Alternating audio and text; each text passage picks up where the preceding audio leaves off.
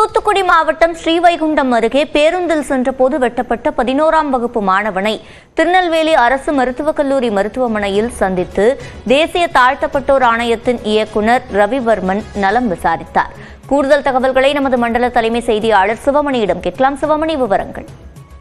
தூத்துக்குடி மாவட்டம் அரியநாயகபுரத்தைச் சேர்ந்த மாணவன் 11ஆம் வகுப்பு மாணவன் தேர்வு எழுத சென்ற போது அந்த பேருந்தில் இருந்து நிறுத்தி அவன் வெட்டி அவன் மீது கொலை முயற்சி சம்பவம்ங்கிறது அரங்கேறியது. இதனையடுத்து திருநெல்வேலியில் இருக்கக்கூடிய அரசு மருத்துவக் கல்லூரி மருத்துவமனையில் தொடர்ந்து அவருக்கு தீவிர சிகிச்சை அளிக்கப்பட்டு வருகிறது. இந்த நிலையில அவர் தொடர்ந்து சிகிச்சை அளிக்கப்பட்டு வரக்கூடிய நிலையில தேசிய தாழ்த்தப்பட்டோர் ஆணையத்தினுடைய இயக்குநர் ரவிவர்மன் உள்ளிட்ட அதிகாரிகள் தற்போது திருநெல்வேலி அரசு மருத்துவக் கல்லூரி மருத்துவமனையில அவர் அந்த மாணவனை சந்தித்து அவனுக்கு ஆறுதல் கூறியதோடு நடந்த சம்பவங்கள் குறித்து விசாரணை நடத்தி வருகிறார்கள். அவர்களோடு திருநெல்வேலி அரசு மருத்துவக் கல்லூரி மருத்துவமனையுடைய முதல்வர் உள்ளிட்ட அதிகாரிகள் உடன் இருக்கிறார்கள்.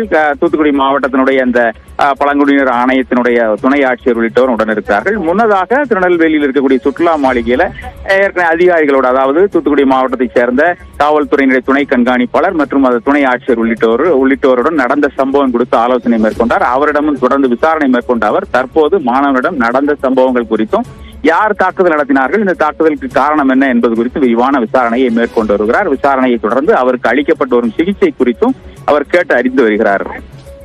முழுமையான விவரங்களை வழங்கியமைக்கு நன்றி சிவமணி.